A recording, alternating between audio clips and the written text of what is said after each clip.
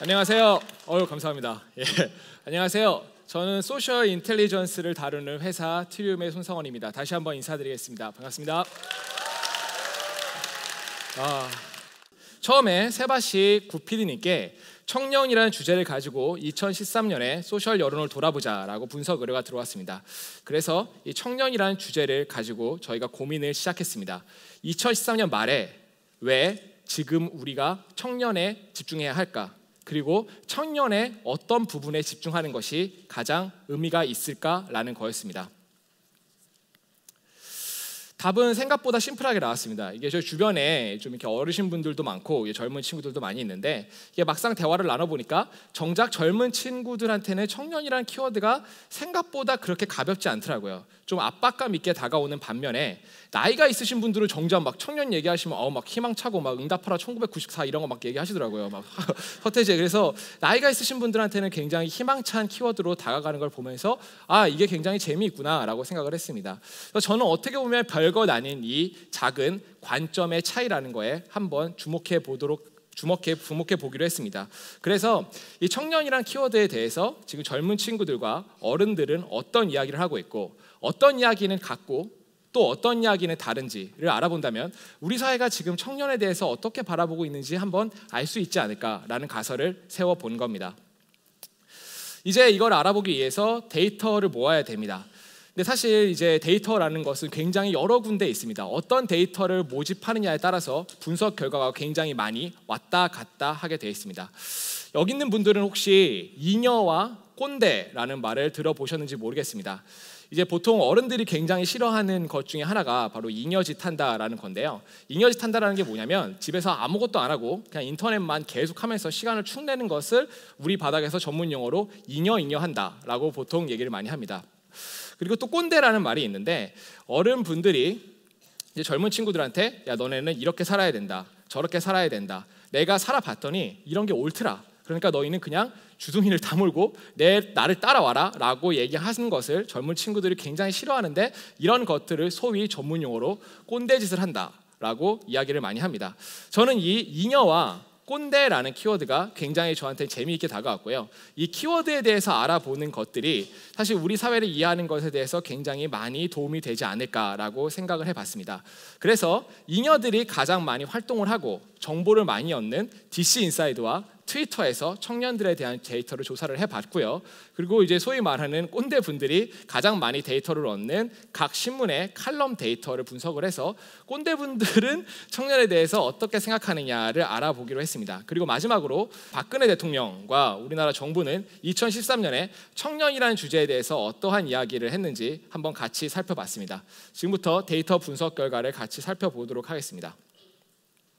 이제 뒤에 있는 이제 지도가 저희가 가지고 있는 의미 네트워크 분석 기법이라는 겁니다. 사실 빅데이터에 텍스트 데이터가 굉장히 많으면 그 안에서 뭐가 핵심 주제인지 알 수가 없습니다. 그래서 그 전체에 있는 텍스트 데이터를 하나의 지도로 만들고 그 안에서 어떤 키워드, 어떤 개념이 중요한지를 추출해서 무엇이 이 안에서 핵심적인 개념이었냐를 보는 분석 기법입니다.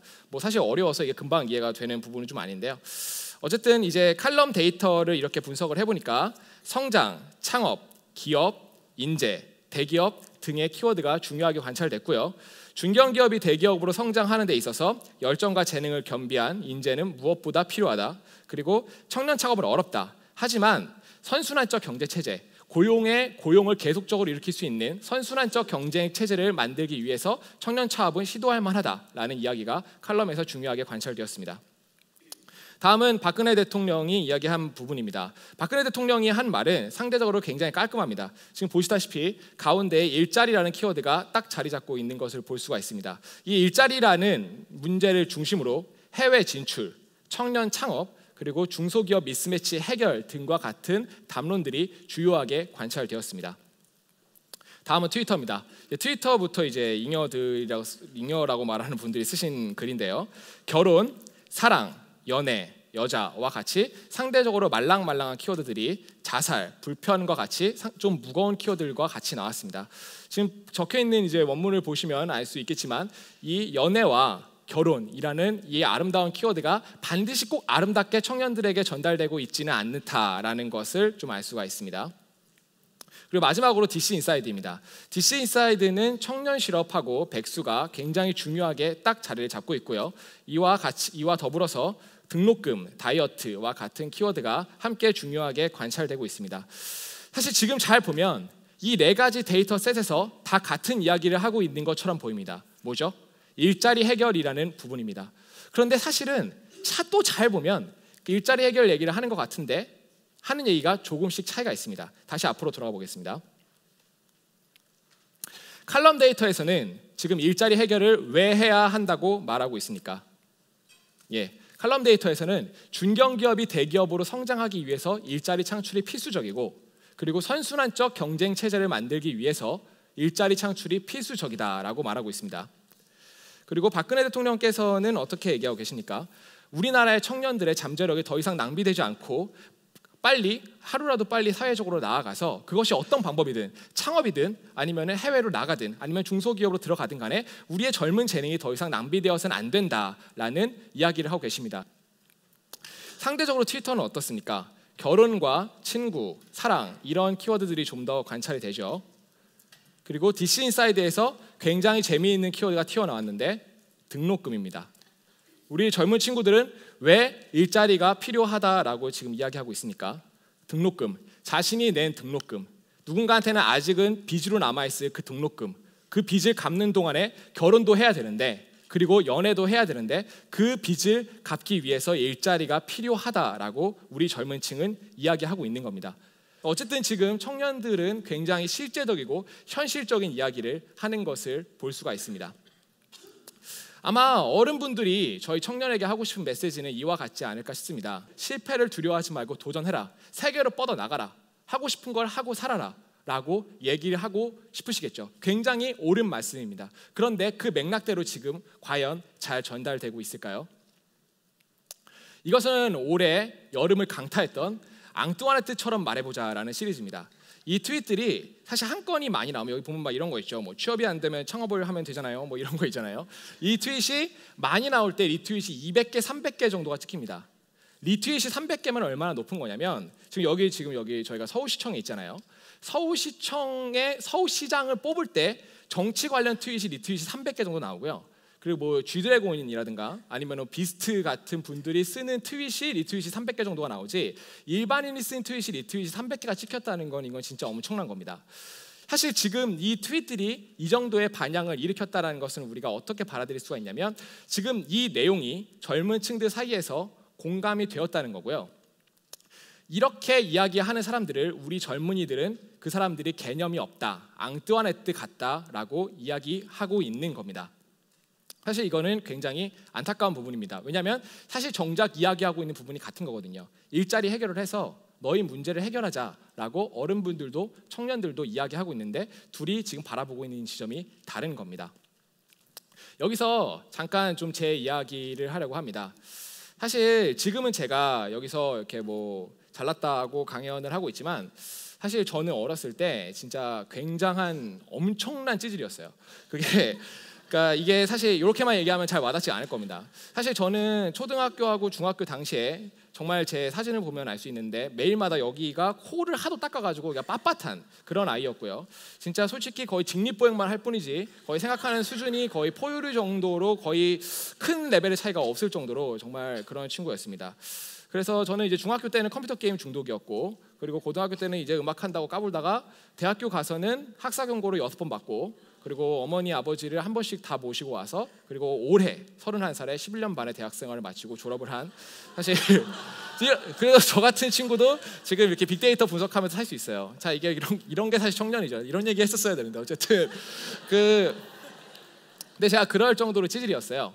그런데 제가 중학교 때 무슨 일이 있었냐면 제가 중학교 때 왕따라는 것을 당했습니다. 사실 이 왕따하고 찌질이는 굉장히 상관관계가 높은 변수예요. 사실 뗄래야 뗄 수가 없는 약간 그런 부분들이 좀 있는데, 이게 사실 진짜 왕따는 정말 당해보면 이게 보통 일이 아닙니다. 이게 그냥 가벼운 왕따 말고 뭐 그냥 뭐 어디 전화 왔어, 뭐 어색해, 뭐 이런 느낌 말고 진짜 왕따는 한번 당해보면 정말 아무것도 할 수 있는 게 없어요. 정말로 그냥 당하고 있는 수밖에 없습니다. 당하고 있는 수밖에 없어요. 왜냐하면 심리적으로 굉장히 위축이 되거든요. 굉장히 위축이 되거든요. 그 당시에 제가 이 왕따라는 굉장히 심각한 문제가 있었음에도 불구하고 저희 부모님한테 상담을 못했습니다. 사실 저는 부모님을 굉장히 존경합니다. 저는 이 세상에서 저희 부모님이 제일 존경해요. 저는 사실 저희 부모님이 저를 인내를 가지고 끝까지 키웠기에 망정이지, 안 그랬으면 저는 지금 저기 성수대교 밑에서 어디 인간고시를 못하고 지금 어디서 가스나 마시면서 살고 있을지 사실 알 수 없는 거라고 저는 개인적으로 생각하거든요. 그런데 저희 어머니한테도 제가 이걸 상담을 드릴 수 없었던 이유가 그 당시 제가 심리적으로 너무 위축이 되어 있어서 어머니한테 제가 왕따 얘기를 드리면 어머니가 야, 너는 왜 약해서 왕따를 당하냐? 어서 빨리 강해져서 더 이상 얕보이는 일이 없도록 하자라고 어머니가 저한테 얘기하실 줄 알았습니다. 사실 생각을 해보면 그 답을 제가 몰랐던 게 아니었어요. 저도 지금 제가 강해지면 더 이상 애들한테 얕보이지 않으면 이 왕따라는 문제가 해결된다라는 것을 저도 알고 있었습니다. 근데 그 당시에 저는 너무 그냥 외롭고 너무 그냥 힘들고 제가 너무 불행했어요. 제가 가지고 있는 왕따라는 문제가 저한테는 너무 특별했습니다. 그래서 사실 그런 뭔가 진취적이고 너무 당연한 생각들을 할 힘이 전혀 없었어요. 저는 지금 우리 청년들이 느끼고 있는 부분들이 이와 비슷하지 않을까라고 생각이 됩니다.